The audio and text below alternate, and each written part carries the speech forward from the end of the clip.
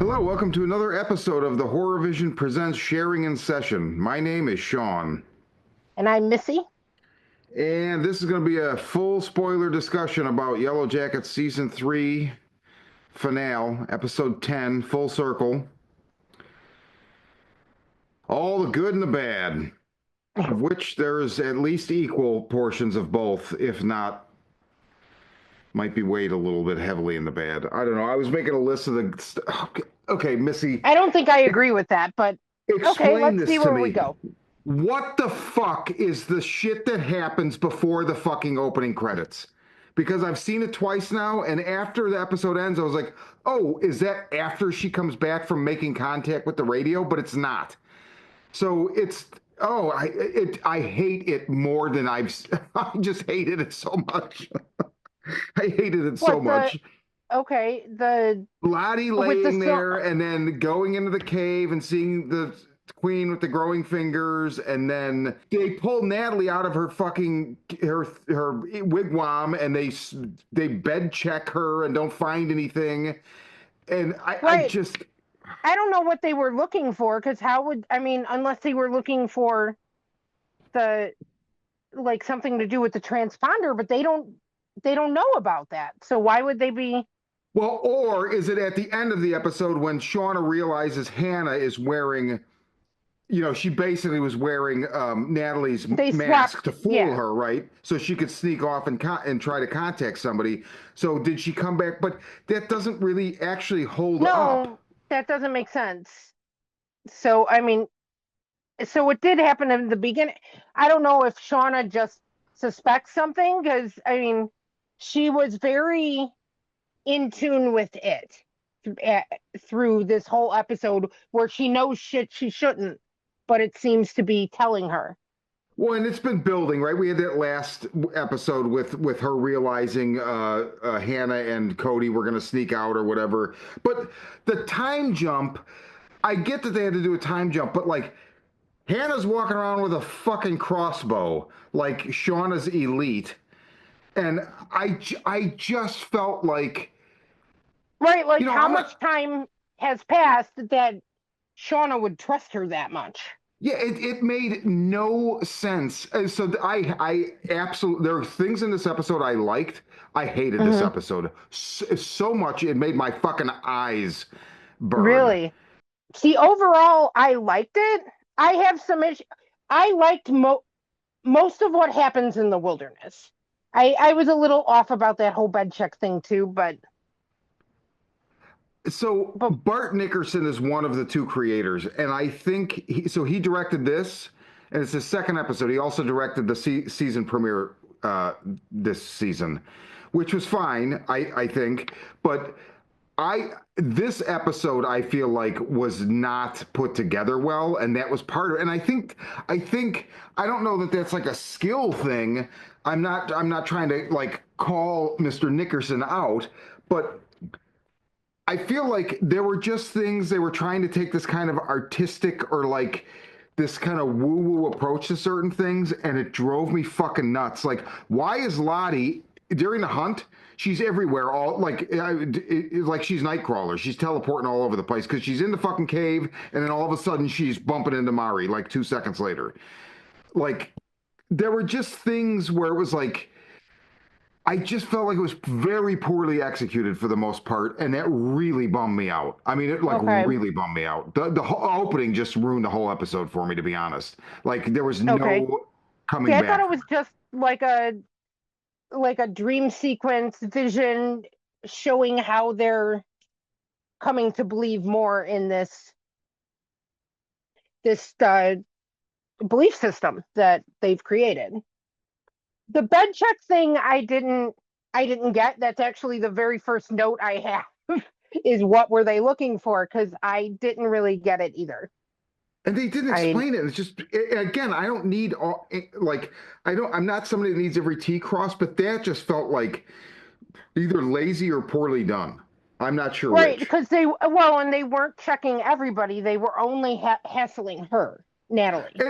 And so is this like supposed to show the escalating, you know, I uh, think struggle between Sean as the new leader and Nat as the and old Natalie. leader.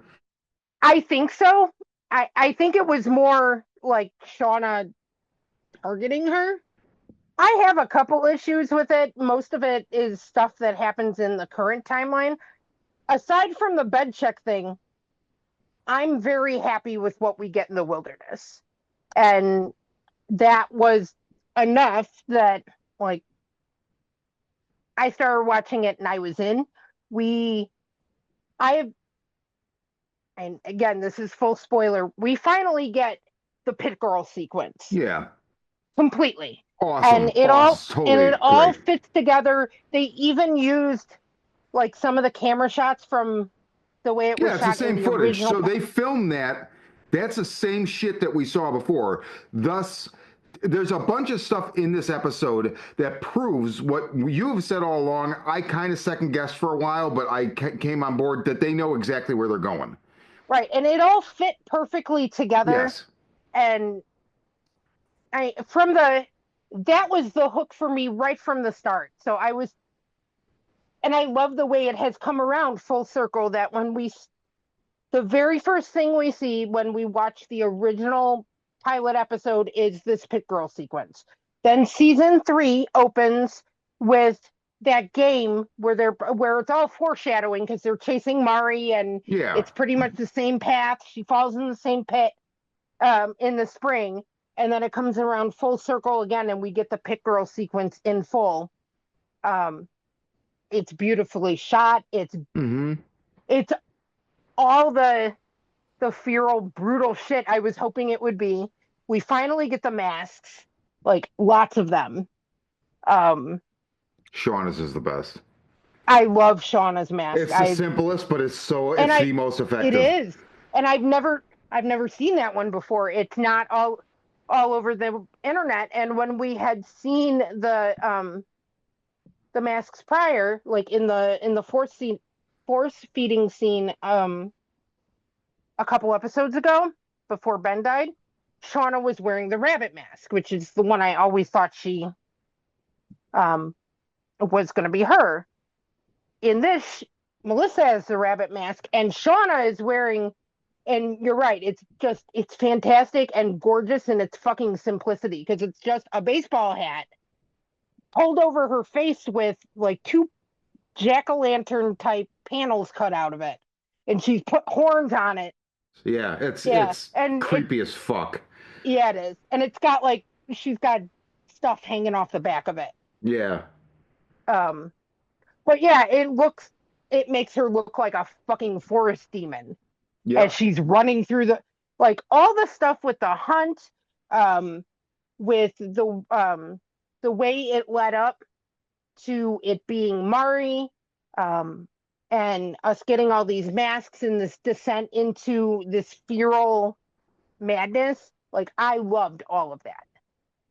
So I did too. I mean, that was like there's a couple things in this episode I loved, and that was a big and it was a big part of the episode. So even though when I say I hated the episode, it's really just the overall way it's constructed. But again, I like things, and that was one of the big ones for me. But here's something I don't understand in rewatching this. So the catalyst for the hunt is Aquila finds all her animals dead. And then she says, and then Lottie says, "We've pissed it off." I'm paraphrasing, obviously. Right. We need to spill blood, not not as strangers. We need to offer one of our own. Then we get a scene where we go back and show Aquila, and I think it's Melissa and Jen, and Mm-hmm. Aquila's like, "Okay, if we want to hunt, I think I have an idea." Right. Why is she the one that wants to hunt to the degree that she's willing to kill her animals? That made no sense to me. right because yeah, I think she killed her own animals, and She did. I okay. I was actually going to ask you about that. I wouldn't think that the if we want to hunt would have come from the group of people she's with talking to. There, Right. like it struck me as unless they were either trying to. See, I thought it was more them getting swept up in this feral religion. Because later on, she's talking to Lottie, and she says something to the effect of, "You made me believe that my visions Yeah, so she were doesn't buy real." in. And So it doesn't, that even further doesn't make it make any sense unless I just thought of this. But if this is the case, and I'm leaning towards it now that I think about it, it was poorly executed. Uh, when Jen comes up and tells Ty, it's Ty and Shauna, right? And Jen tells Ty, "I need you. Van got hurt. Blah blah blah," right? hmm And then Shauna's like, "No, it's a lie. They're trying to separate us." I wonder if they were actually planning, because then a little while later, not at the same moment, but a little while later, Melissa attacks Shauna. I wonder if they hmm wanted to hunt so they could kill Shauna. oh, that makes a whole hell of a lot more sense than. But then why would they not like dot that I for us? I mean, that seems sloppy to me to not put a point on that.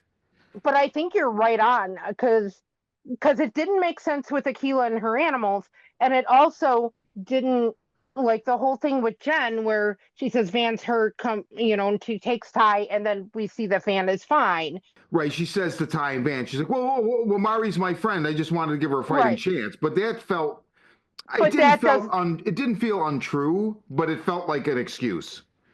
well, and there's not a fighting chance because these hunts, like, there's not a way to win. That's the Like, other they're thing. And then going to Van's get like, you "Well, maybe she can eventually. still get away." It's like, where the fuck is she gonna go? Like, Right. There's not. nowhere to go. So that makes more sense. I think they probably, maybe they were in collusion trying to kill Shauna, but It has to I be. guess at the time, Melissa didn't have the balls because she backs off. I feel like there were parts of this episode that I felt like there was shit on the cutting room floor that, like, not even 2 minutes of footage that could have been put back in that would have made this hmm episode click a lot better.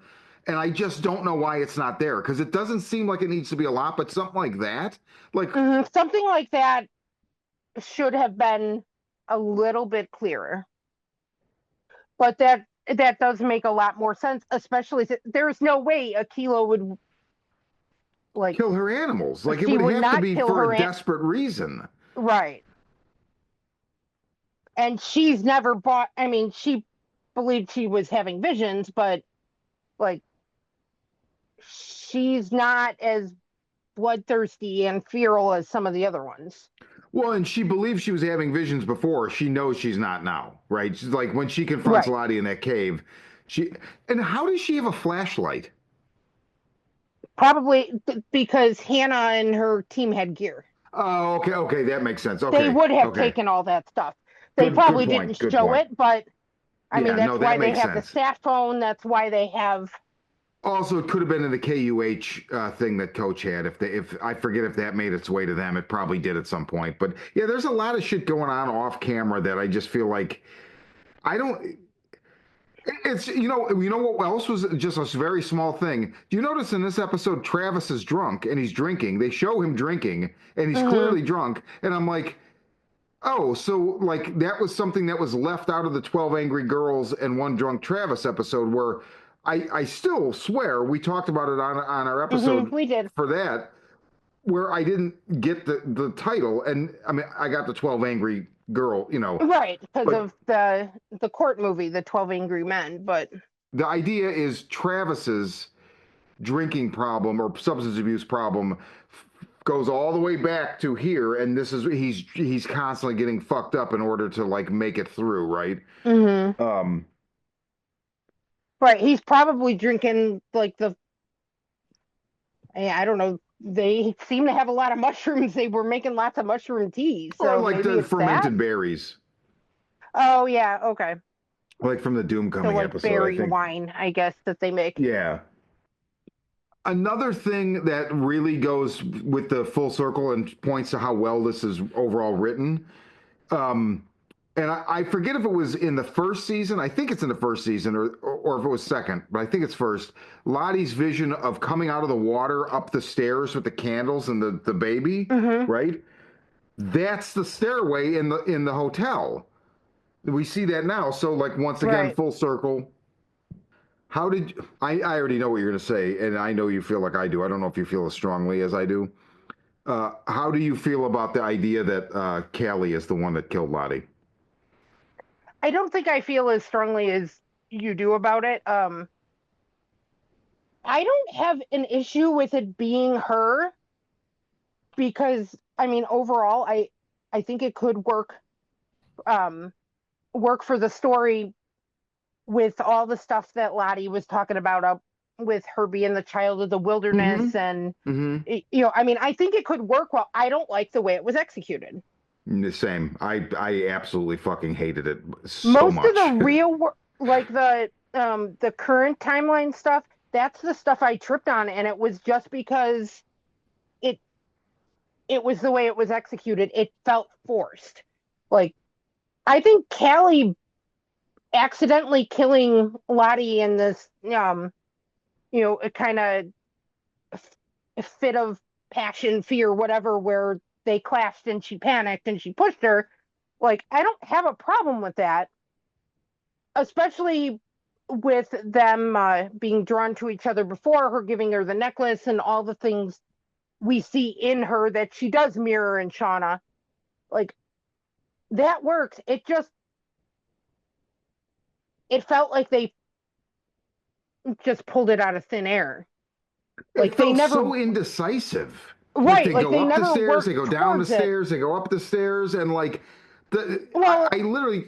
Oh, go ahead. Sorry. Go ahead. and they were intentionally putting all of the actual Yellowjackets in New York and everything to be in the same place. So then just suddenly it's this. Like I just don't like the way they got there.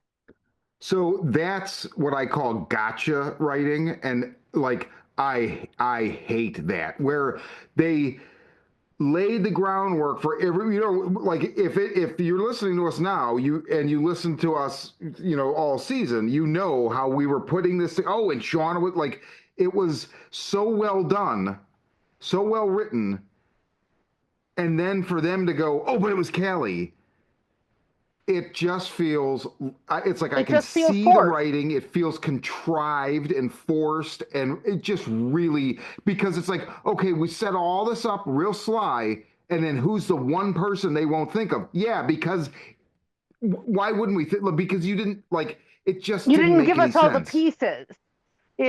In this version, then they show us that uh, Callie followed Lottie because she took the tape, and we didn't have that piece of information. So it just felt forced. But let's see what they do with it. I think it could work very well for story. Well, so I reiterate what I said last week. This show is going to end with Shauna versus Callie. Yeah, Okay, there's no doubt about it, and so I'm all for that. I think that's great. I just need them to be a little bit more, uh, you know, forthwith about how they get there because that shit was fucking sloppy and forced, like you said, and it just. And also her crime of passion. Like I literally turned to Kirsten, I'm like, I feel like I'm watching a different, lesser show. Like it just that scene. Why did she even push her? And like just everything about that scene was just not well done. I didn't like anything about it. It really bothered me. yeah, I didn't like that either. My Yeah, it was a couple of the current timeline scenes because the other one that bugged the shit out of me was when toward the end when Ty and Misty are forming their alliance and then we see Walter out the window listening to Slayer. So that's my favorite scene in the whole episode. Really? And the reason is Because it's he's so real. understated. So that shows That's the 100% Moriarty Walter character. is not who we've been led to believe because the Walter we know listens to fucking show tunes. He does not Hmm. drive around listening to fucking Raining Blood. Right. So I absolutely loved it was just the I littlest bit. I liked loved it. I liked the slip of the mask, but I again I didn't like how they got there because it just felt and suddenly here's Walter out the window. I see And that. it's like I that's could the part totally that see that. like I like that because as soon as it happened, I'm like, yep, those are those layers we're talking about. This is the real guy, but like just suddenly Walter, and there was no reason for him. Like, why is he following her? Does he have a tracker? Like, why is he here right now? Yeah, so when But you say it like that, it is weak, as it's weak sauce. And but also that whole the way they come in and the first shot is like a wide shot and you see Ty at the diner table and and at talking to first, somebody a cake display is blocking, I right? thought she was talking to herself at first, I did too. Then I or was like, like "Oh, to wait, her no. other. This is going to be like Aquila or somebody. This is the other person that made it back." And then when it was Misty, I was like, okay, it makes sense, but I feel like they again they're doing this gotcha shit and it's so transparent and annoying. It's like gotcha shit is for crappy shows. This is They don't not a need, crappy show. yeah. So I mean, those were the two things that kind of bugged me. But again, I'm probably 70% happy, Okay. 30% annoyed. Like when we get the Pit Girls sequence, the hunt, those masks, Sean, I mean, shout out to Sophie Nalise. My God, she's terrifying. She is. I mean, I feel like our friend Josh, we were texting about this, and he mentioned like it's almost like cartoonish levels of like diabolical. I don't think so though. I think it's flirting with it, but I still think she's terrifying. I just want them to Mm-hmm. be careful. I want them to be very, and I think some of what like eased it off was the kind of soliloquy that she's writing at the end about I was a fucking queen, and like we're Mm-hmm. really kind of now seeing these characters have been. And she even says they say we block it out because it's trauma, but we really block it out because basically we were alive and we can't go back to it. So we block it out and live our shit. You know, I mean, that's kind of the nuance. She Mm-hmm. doesn't say it like that, but that's what she's Right. saying. I had to block Right. it out to reintegrate into society. Mm-hmm. But I mean, see, I don't like it's super amped up, but these are also teenagers. Like Yeah. everything is super over dramatic. Like I watch this and it reminds me of a lot of different stories, but Fantastic Land by Oh Mike yeah, yeah, Bachoven. yeah. Great And book. one of my favorite books. Um and when you're the basic gist is a bunch of young people who worked at like a Disney World type amusement park. There's a hurricane and they get trapped there for a few weeks, a couple months, something like that. They had supplies, but it's all young people with there's no adult supervision. Everything escalates very, very, very quickly and goes batshit nuts. Yeah. Like, and I see a lot of that in the, I don't think that it's cartoonish. I think that these are teenagers and teenagers are hormonal and overdramatic anyways. And now they're dealing with all of this major trauma and no guidance of any kind. Yeah. And they're all That's feeding on each other. I mean, in Fantastic Land, they all pretty much clan up and yeah. start Lord of the Flies killing each other, and hoarding supplies and all these different power plays and stuff. It's not the same situation, but it's similar. It is. That's a good. Yeah, that's a very good comparison. And if you've never read that book and you like Yellowjackets or Lord of the Flies type stuff, check out Fantastic Land. It's awesome. It's a great book. One of my favorites. It is a really, really good book. Like I just read it last year, and man, So I mean, I just think Sophie Nalise in particular, she fucking scares the shit out of me. And she's doing a great job. I think the thing that's starting to get to me a little bit is the like for lack of a better way to say it, like her intuition or her psychicness is like, you know, but also this. again, that intro really bothered me. So that could just be predicated on that. Because last week I was like, she's fucking terrifying, and then I feel like they need to be careful a little bit here. See, I thought that was more her communic. I still lean toward there being some kind of force, spirit, God, something. So, I mean, right, I don't think she's psychic. I think she's talking to it. She's feeding all of this and giving it what it wants, so it's rewarding her with information and It's so weird too because she did not fucking buy into any of this, and so I feel like there's part of me that thinks that she only is like I'm like, is she really buying into this, or is she just speaking their language because she wants to be in charge and she relishes the power? But she's definitely connected to something. I don't think it's I stand by whether or not they're going to come out and say I doubt it, the egregore thing. They've created something. They're all tapped into it. It's like right, the 10 women that live in the same house, their menstrual cycles right, align. That's like a fact, right? yes, It's like comes from the same place, but it's like a mental and emotional thing. And because Shauna is in charge and there's people, the way they regard her, they fear her, they listen to her. I think that she's just afforded some level of intuition from it that is beyond. yeah. I don't think it's so much like Lottie is very devout. She believes in this. Shauna, I think, is just full of rage, and this belief system that they are building and whatever they're connecting with is it's feeding on her rage. Because even when she like when they do the draw, she somehow knows that Ty and Van have fucked with the draw. That Van stacked the deck.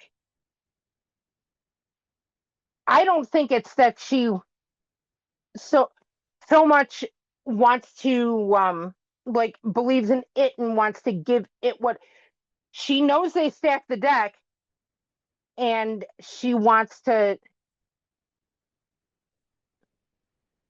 I'm not finding the word I want.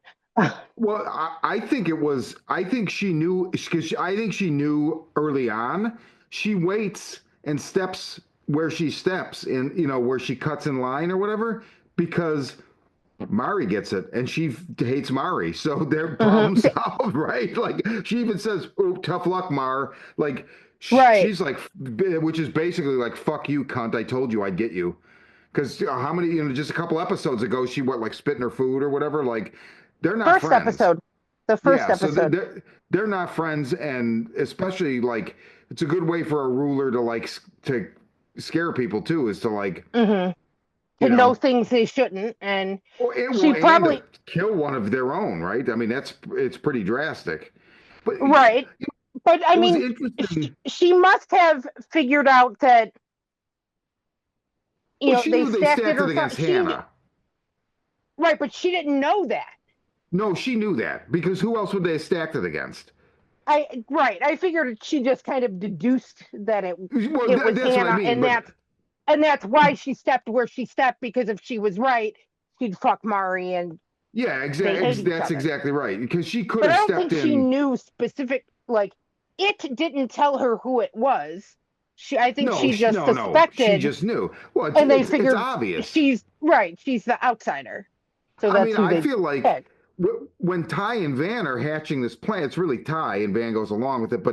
But I'm thinking, I I I felt like okay, obviously I see why they would single out Hannah, right? Because she's the outsider, but Right. also everybody's gonna know well, okay. Let me A and B this. I feel like everybody would be like, well, shit, that was planned because obviously. But then at the same time, for everybody drinking the Kool-Aid, they're going to be like, ah, yeah, see, the wilderness doesn't want her here, so fuck that. Right, the wilderness So chose.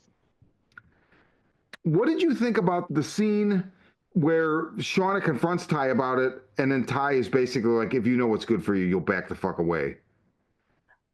I thought that was badass, especially um because Ty is the only person who's been able to stand up to Shauna since she's become the antler queen and fucking tyrant. Um, she backs everybody down. Ty doesn't back down, and Shauna let it go. Ty didn't back down, and Shauna let it go. We see clashes between Shauna with Natalie. Nat backs down. Melissa tries to kill her and then backs down. Ty stares her down, and they both just part without Yeah. without conflict, without consequences. So Shauna is intimidated by Ty, and I think that that is foreshadowing for what we will see in the current timeline at some point. Although I have a feeling well, I mean, it'll be interesting, but I have a feeling in the current timeline, if and when that same situation arises, I think Shauna will actually kill Ty. Probably. Because I think Ty would think that she, oh, I've done this before, she'll back down, but Hmm. the stakes But are going to this be time different. she won't. Yeah. Well, yeah, because now it feels like they are leaning toward that there can be only one. Yeah, oh, I mean, they said it. Like Ty Right. says it to Misty. Like, I mean, if we, left unchecked, she'll be the last one standing. Hmm. So that's like 2 episodes now where that's literally somebody said that. Hmm. And So they're gonna start picking each other off. And we know this yeah, show has no problem with killing characters. In fact, we lost three big ones this season. yeah, You know, which is a lot because I mean, at the end of season one, it was just Jackie was the big one we lose. Then season two, we lose Nat at the end, yeah, but we lost what Coach Ben in episode 5 or 6. yeah. And then Then Van and Van Murray. in episode 9, and now Murray.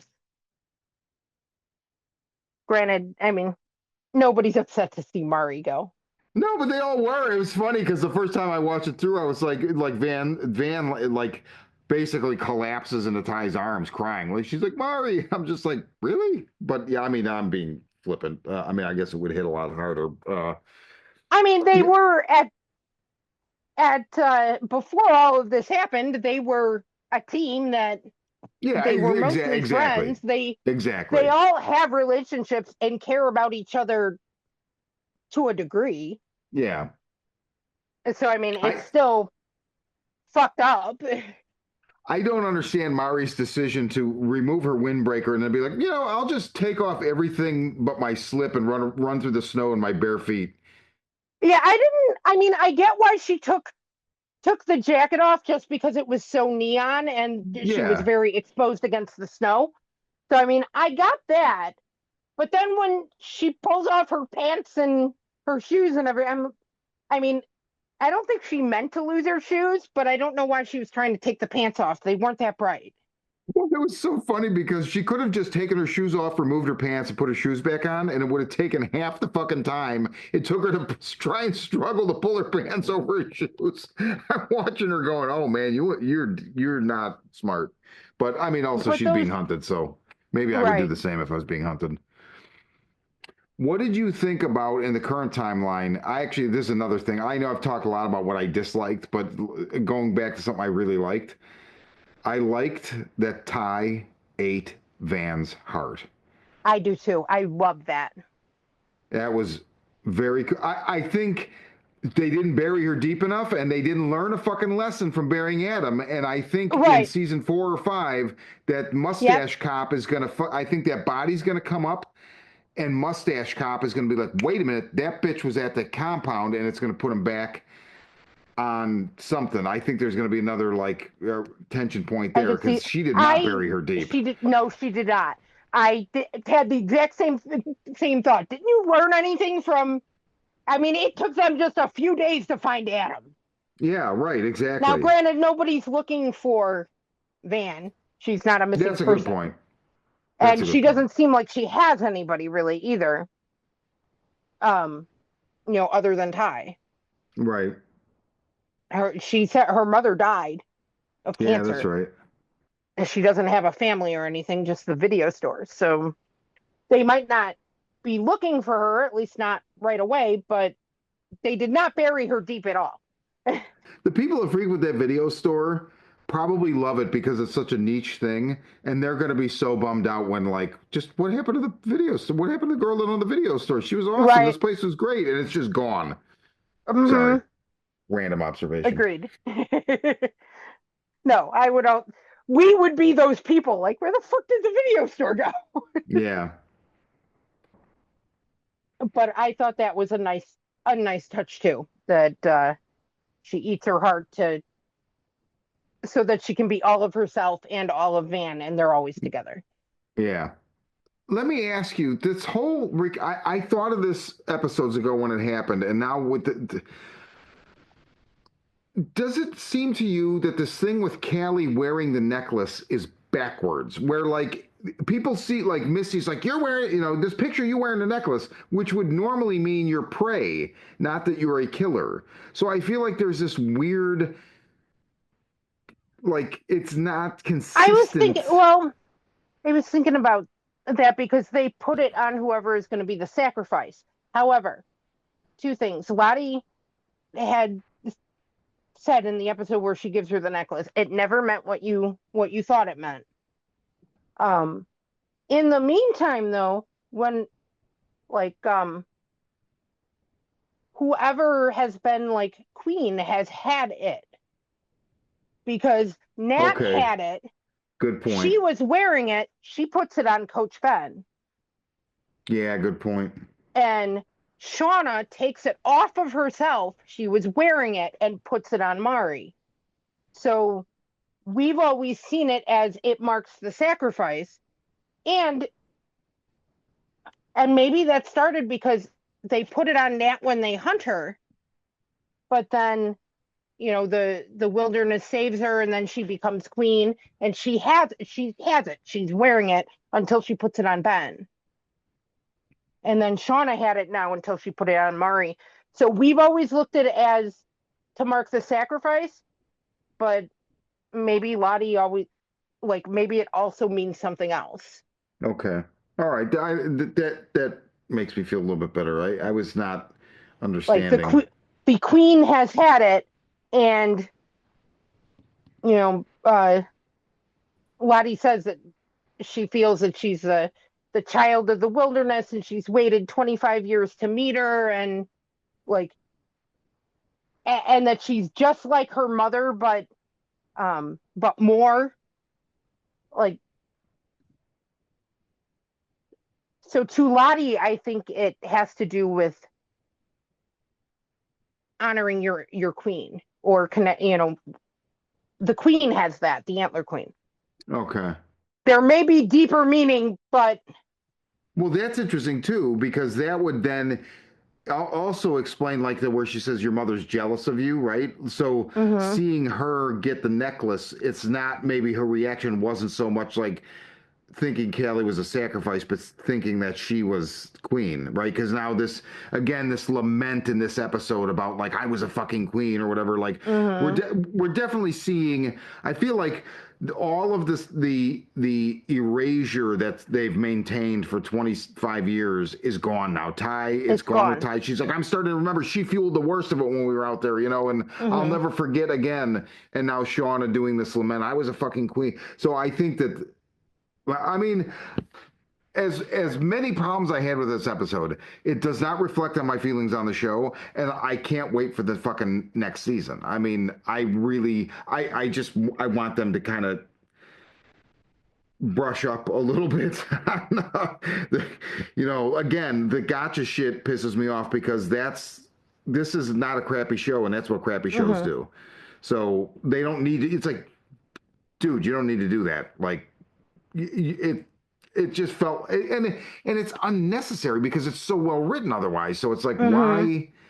why shoehorn in this like crappy, I don't know, it's just it's weird. But I'm I don't know how long we're gonna have to wait, but Yeah. I mean, I just hope that it gets its fourth season. well, it was supposed to be I five mean, or four seasons. I have read the writers had it slated for 5. Because I am wondering now, it's another thing that our friend Josh brought up when I was texting with him. He's like, I'm wondering if 4 is actually the end game because of, I mean, she made contact right at the end of the episode, Nat makes contact. So, not that that doesn't necessarily mean anything, but Right, we're that also doesn't in mean that second winter, right? So we're now, what, 19 right. months, right? So we're like Yeah, 6 19, months 18 out. or 19 months. Hmm. And maybe it'll be 4. I've read it in multiple um like articles with the writers where they've said they had it planned for 5. But I just because I like odd things, there are so many shows that I have Yeah. fallen in love with that just don't get endings. Um and a couple of them have been canceled on like just terrible cliffhangers. Yeah. At least, at least if they were to cancel this, I feel like this episode gave me enough where it wouldn't be like when they canceled Sense8 on a major cliffhanger where somebody's about to die, and you're like, what do you mean it's going to end like this? At I least we've mean, come around full circle, and I could live with this, but I want more. I, I mean, I still love the show. I know that you know, um, people have had some issues with stuff throughout this season. I think it's been a good I season. think it's been I doing think it really well in the ratings, though. I mean, the premiere of this season was the highest rated out of the entire show. okay. So I think we're, I mean, IMDb usually by this point, there'll be the next season will be listed at least the one episode, right? You know, it'll be like if you're on if the third season, like Severance just ended, and Mm-hmm. when you look at it on IMDb, there's season 1, season 2, and season 3 with one episode notched, right? Because it's been Okay. renewed. So this doesn't have a season 4 yet, but I'm confident that this will continue.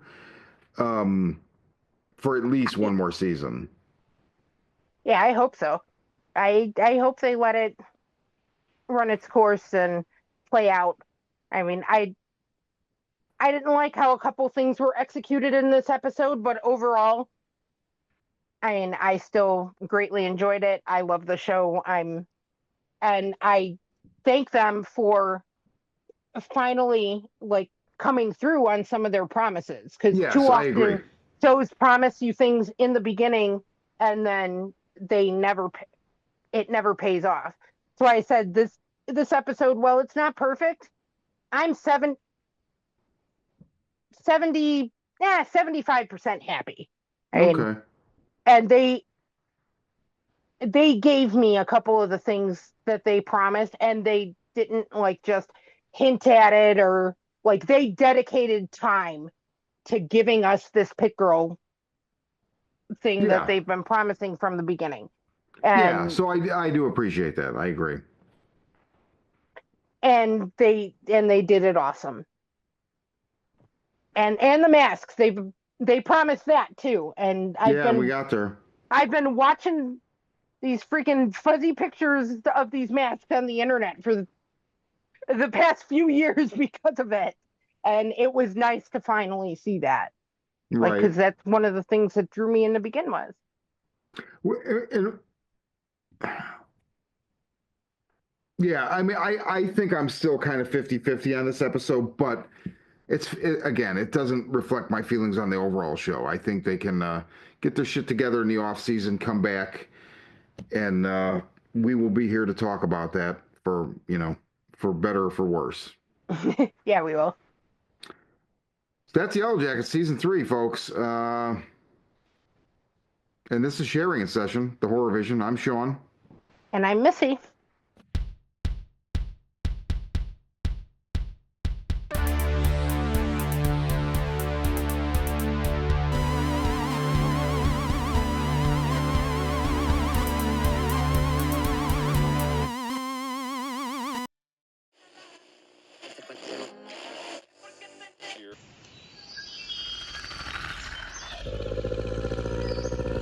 Hapless teenagers beset by demons in the woods.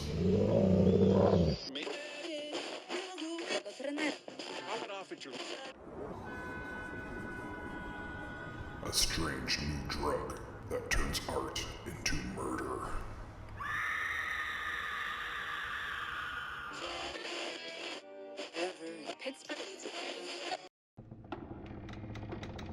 A can't beat a deal on a new house with a horrifying past.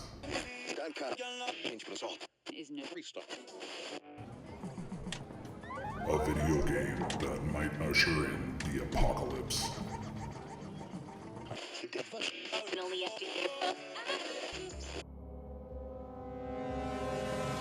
From the demented mind of Sean C. Baker, author of a collection of desires, Shadow Play, and Murder Virus, comes Volume 4, collecting Baker's no sleep work along with several never-before-published short stories. This 99-cent volume also includes the opening chapter of the author's forthcoming teenage giallo novel, Black Gloves and Broken Hearts, due out later this year.